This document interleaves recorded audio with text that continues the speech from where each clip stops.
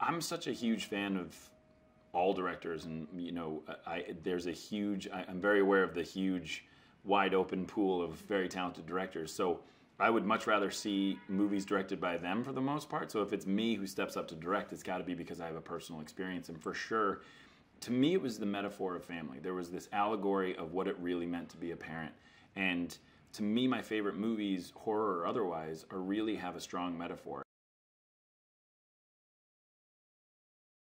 My job is to tell the story about this family. And if you care about this family, then you'll laugh with them, cry with them, and be scared with them. And I remember it was actually something I learned on The Office. Greg Daniels, who created The Office, I remember he said to me one day, he said, your job is not to deliver these lines funny. Your job is just to deliver the lines.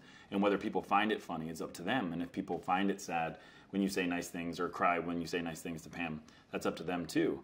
And I've always taken, it sounds like such a simple thing, but I've really taken that for the rest of my career. So I thought, I'll just apply it to this. I'm not making a scary movie. I'm just going to make a movie about a family. And if their circumstances scare you, then I've done my job right. It was so much fun to write this movie. I think to me, the idea was so good that then it was just about how far can we take it? How deep can we go? And so the idea of how this family communicates goes from sign language to communicating with different colored lights, and then, you know, laying out sand paths so that they can walk more quietly and not step on sticks that would make noise, things like that. It was so much fun to just sort of go for it all the way and see how far we could take it. I always said it's kind of, it would be like releasing wolves into like a daycare center or something. It just, we didn't even have a chance with these things. And so the world, unfortunately, has gone to a dark place because not a lot of people are left. And so these people are living in a world where not a lot of people are left because of these creatures have come and just taken over very, very quickly. As I was pitching her ideas that I was writing in the script, she never read the script. She was just hearing these ideas, and then she started listing actresses that she thought would be really good for the part. And I actually even started reaching out to those actresses. And then one day we were on a plane together, and she said, do you mind if I read the script? Are you at that place where I can read it? And I said, yeah, sure. And she read it, and I'll never forget, she turned to me and she looked sick. And so, like, before I could reach for a barf bag, she just said, you can't let anyone else do this movie. And I truly didn't know what she meant. It was kind of like this weird, surreal moment. And she said, I have to play this part. And I said, are you saying what I think you're saying? I thought it's like she was proposing to me or something. And I said, are you saying what I think you're saying? And she said, yeah, will you let me be in this movie? And I was like, I guess. Yes, I guess we can let you in.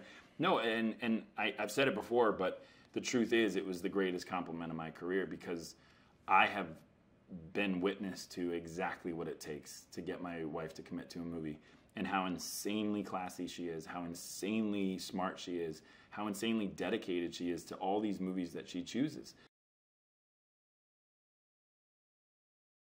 Well, I mean, we learned ASL for the shooting, obviously. I think probably my biggest regret of the movie is that we didn't learn ASL all the way, that we didn't just learn this language. And the reason being is I always knew I wanted a deaf actress. That was non-negotiable. When I wrote the script, it had to be a deaf actress, not just because it's the right thing to do, but because selfishly, I didn't think any actress could have the depth and the texture, obviously, of a performance that someone who was actually living through that every day. But even most importantly and selfishly, I wanted a guide through this experience. Having a family that has a deaf child, I didn't want to pretend. I didn't want to put my own spin on it because I don't really know what that is.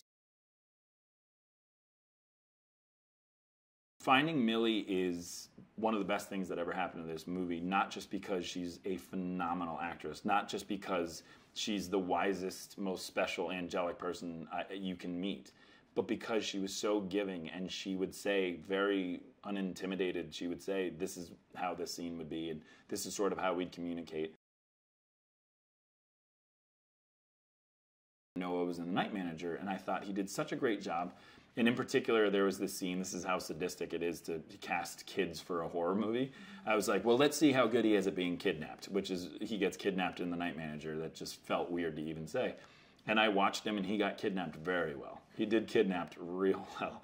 And I remember thinking that takes a lot of guts, and it's really hard for a kid to actually access fear rather than portray fear. And so I did the next logical thing, which is reach out to George Clooney, who had just worked with him in Suburbicon. And I remember I emailed George and just said, listen, I'm looking at this kid, Noah Jupe. I think you just got done with him in Suburbicon. Can you tell me anything about him? And he said, what I will tell you, I remember the quote from George was, he's the greatest child actor I've ever worked with. And he said, in parentheses, and I've worked with them all. Being Dr. Ross on ER, I worked with a whole slew of kids. He's the best I've ever worked with, but more than best child actor, he's the best actor I've ever worked with. And he said, and he's the greatest human being, and his parents are the nicest people. You couldn't be walking into a better opportunity. And I thought, that's as good as it gets. And he was absolutely right.